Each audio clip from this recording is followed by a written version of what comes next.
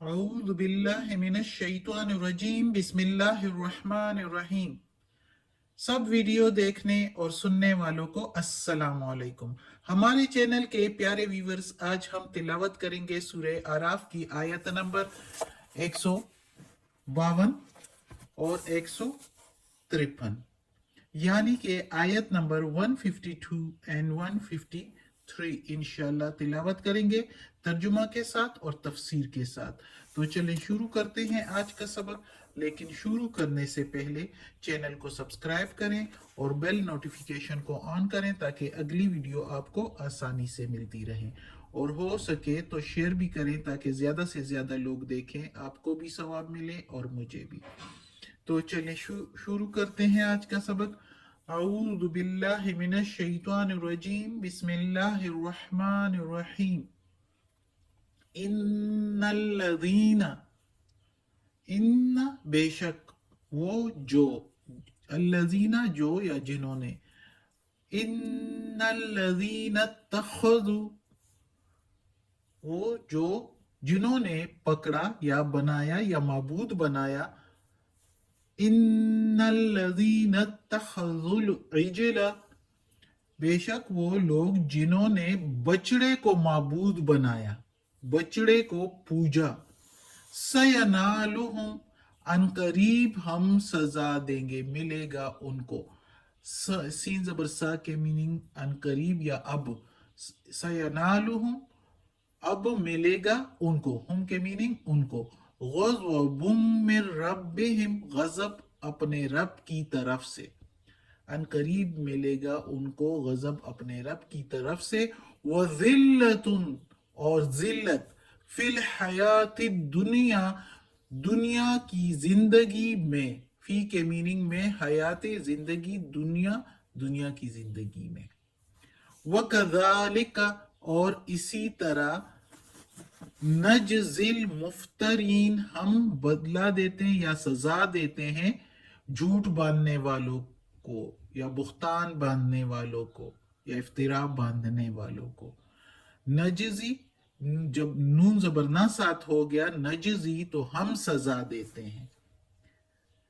तो इस आयत में अब अल्लाह ताला कहता है, मूसा अलैहिस्सलाम का किस्सा चला आ रहा है जिसमें मूसा अलैहिस्सलाम को ही तूर पर गए और पीछे से उसकी कौम ने बछड़े को पूजना शुरू किया। तो मूसा अलैहिस्सलाम बहुत गजब में, बहुत गुस्से में थे अपनी कौम पर, और जब आए तो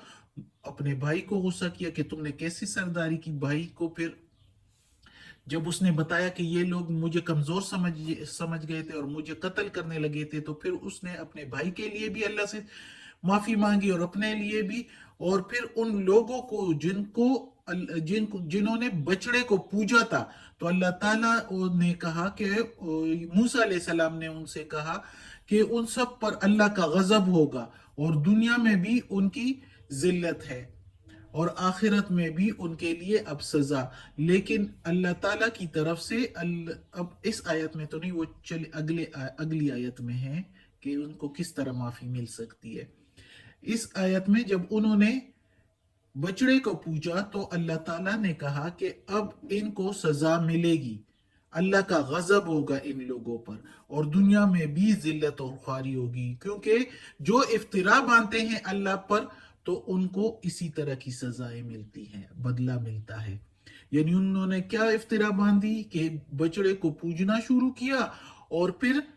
सामरी जादूगर ने उनसे कहा कि यही तुम्हारा माबूद है, और मूसा अलैहिस्सलाम तुम लोगों को बताना भूल गए, ये मूसा का भी माबूद है, नऊजुबिल्ला। तो यही यही है इफ्तिरा। और फिर सब देखो, सबको मालूम था कि उस अल्लाह ने उनको फिरौन से निजात दे दी और इतनी अल्लाह की मेहरबानियां थी उन पर।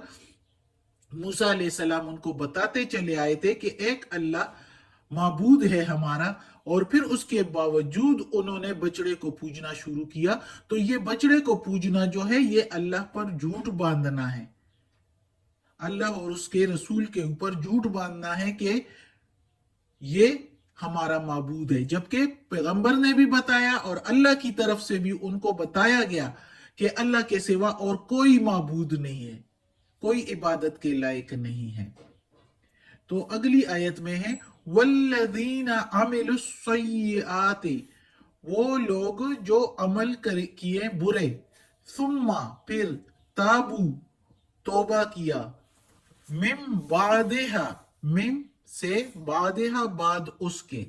وآمنو اور ایمان لائے، انا بے شک، ربکا تیرا رب، من بعدہا بعد اس کے،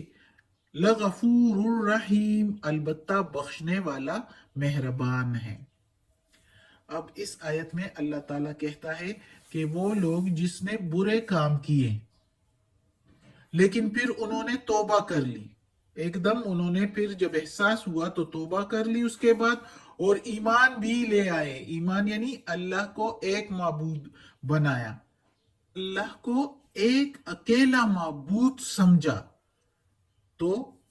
پھر اس کے بعد اللہ بے شک تیرا رب بخشنے والا مہربان ہے۔ ایک اللہ کو معبود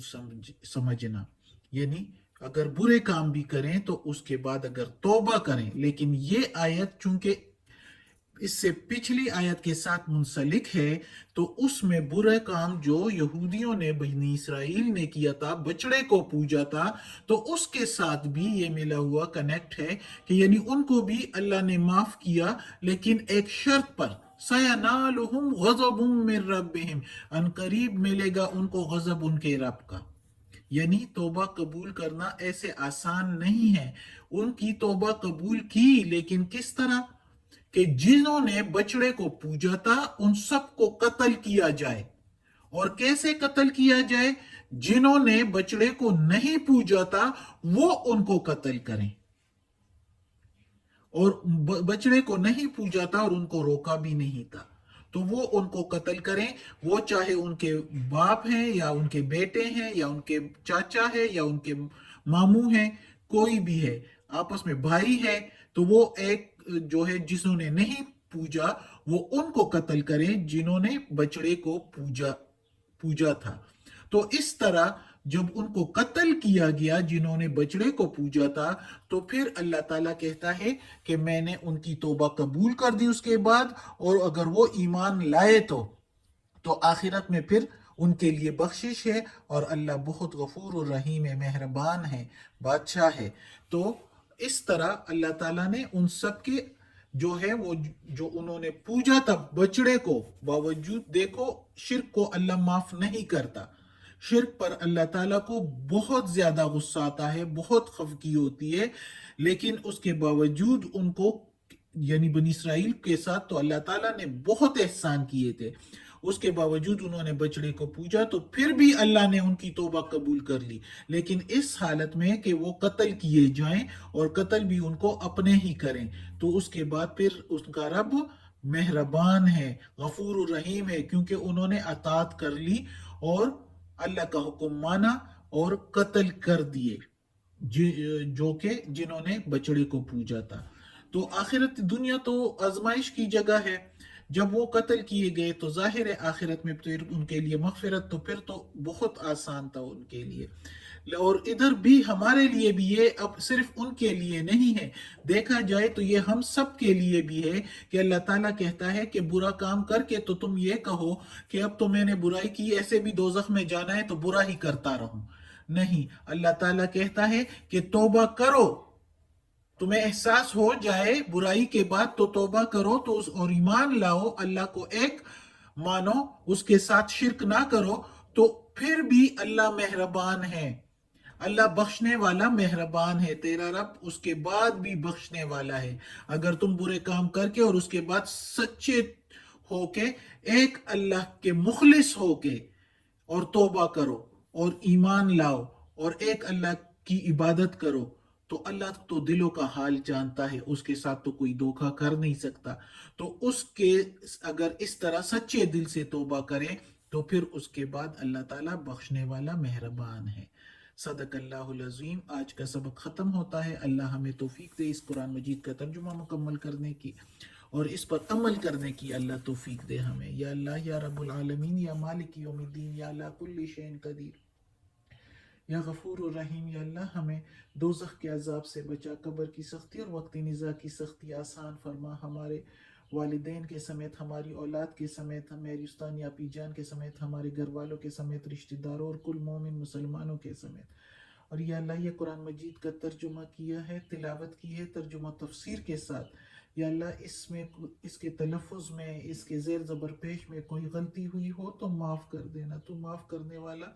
مہربان ہے، غفور و رحیم ہے. اور یا اللہ ہمیں عافیت والے معاملات دے، ہماری بیماریاں تکالیف پریشانیاں اور برائیاں ہم سے دور کر دیں اور ہمیں اپنے نیک اور صالح لوگوں میں شامل کر دیں. آمین ثم